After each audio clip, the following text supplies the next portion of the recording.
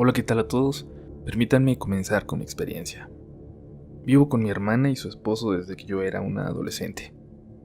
Al entrar a la prepa, cuando tenía que empezar a utilizar el transporte público porque mi escuela estaba lejos de casa, mi hermana buscaba siempre una ruta para que yo pudiera usar sin tener que subirme al metro.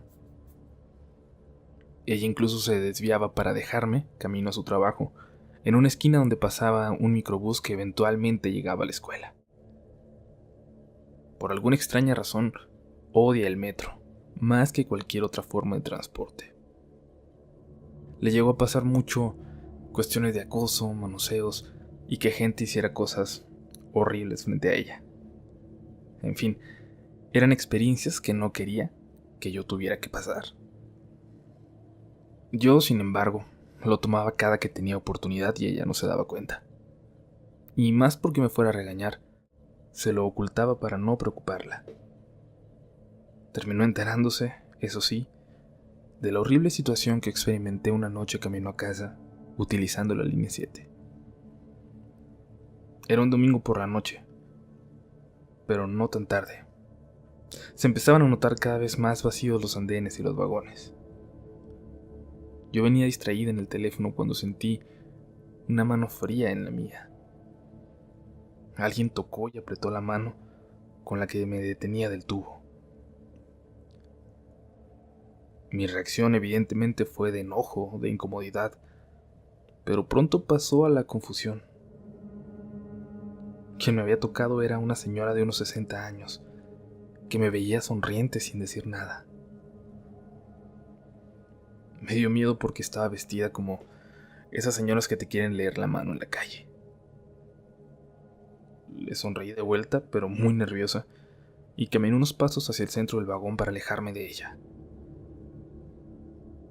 Sentí cómo se movía detrás de mí para acercarse, así que me apresuré y aproveché que en la siguiente estación subieron varias personas para poner más distancia entre nosotros.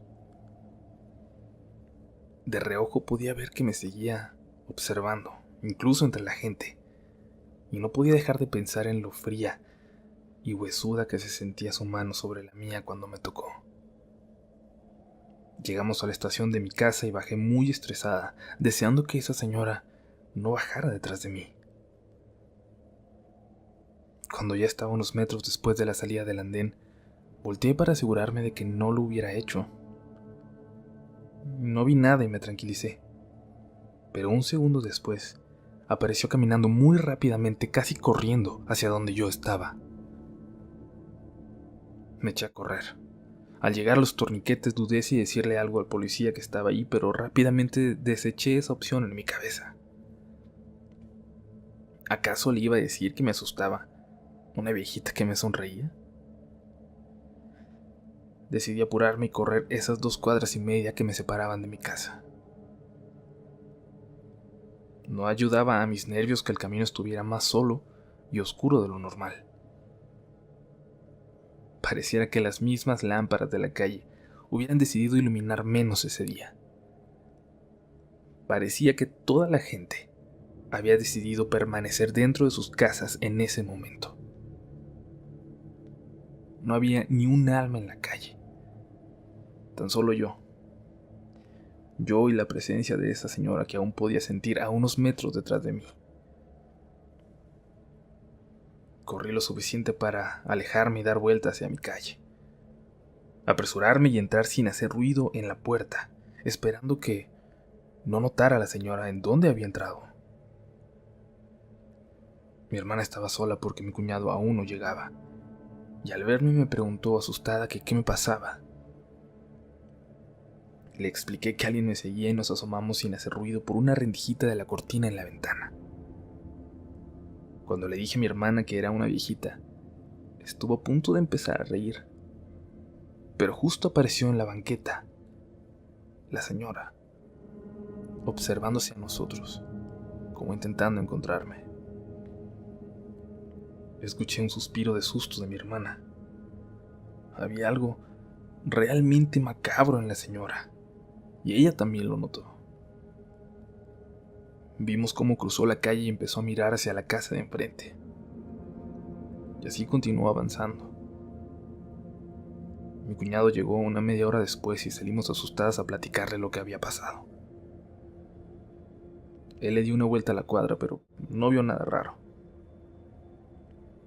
Aunque ellos dos piensan que se trataba de una señora desequilibrada, con problemas mentales, yo siento que había algo muy extraño en ella.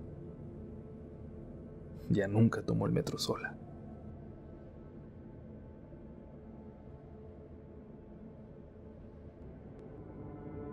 ¿Han escuchado hablar de la Llorona de la línea 3 del metro?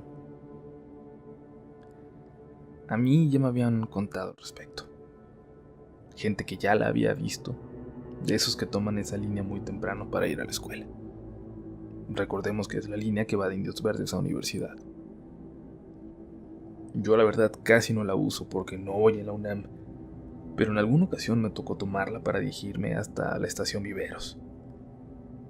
Y en esa sola ocasión, me tocó verla. Era muy temprano. Tan temprano que aún iba todo el tren bastante solo y no había mucha gente en los andenes o entrando en las estaciones. Ese día yo me subí en Tlatelolco. Íbamos no más de 10 personas distribuidas a lo largo del vagón. Toda la madrugada anterior había estado lloviendo bastante fuerte, así que a eso le atribuía las constantes paradas del metro entre los túneles. Yo llevaba tiempo de sobra, así que no iba muy preocupado. Cuando íbamos por la estación Centro Médico, se subió a nuestro vagón una mujer con un vestido largo y roto, completamente sucio, y una chamarra enorme igual de sucia encima, con el pelo demasiado largo, enmarañado, y con una horrible mirada de terror en sus ojos. Una indigente, dicen que es, pero es una indigente muy distinta a cualquiera que yo haya visto en la calle. En ese momento, me tardé en reaccionar, pero después recordé las historias de mis amigos, y aunque detalles de la ropa van cambiando de historia a historia, yo sabía que estaba compartiendo vagón con la famosa Llorona de la línea 3. Todos los pasajeros bajaban la mirada, intentando ignorarla, intentando no hacer contacto visual con esta señora evidentemente loca. Pero yo no podía dejar de verla. Había algo hipnótico en esos ojos tan abiertos que parecía que se iban a salir de sus cuencas. Y ella lo notó. Me vio desde el otro extremo del vagón y caminó muy lentamente hacia mí. Mientras más se acercaba, el miedo se iba apoderando por completo de mí. No sabía de lo que podía ser capaz una persona en esas condiciones. Y ella se acercó mucho a mí. Se paró a mi lado. Bajé la mirada y no quise encontrarle los ojos. Sabía que me estaba observando. Sentía su mirada. Me pareció eterno el camino hasta la siguiente parada. Yo solo rogaba, de verdad rogaba, porque no se fuera la luz, porque el tren no se detuviera en el túnel ya. Sentía muy cerca de mí su respiración, su aliento fétido. Llegamos a la siguiente estación y me quedé congelado, aunque había pensado en bajarme corriendo desde minutos antes. Y aunque no levantaba la mirada, noté que todos se bajaron ahí. Y nadie subió. Evidentemente no era el único al que esa mujer le provocaba terror. Cuando se escuchó el aviso de que la puerta estaba por cerrarse, la mujer se bajó rápidamente dando unos pasos.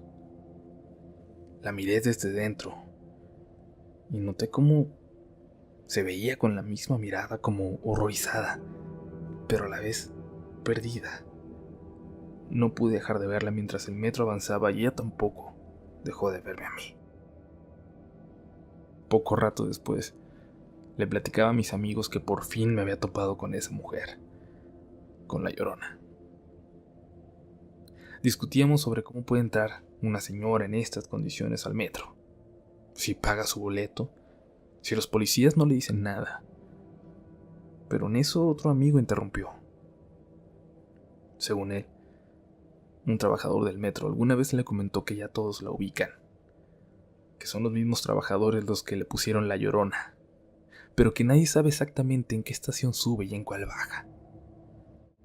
Solo la ven rondando los andenes y subiéndose en vagones semivacíos para asustar a la gente.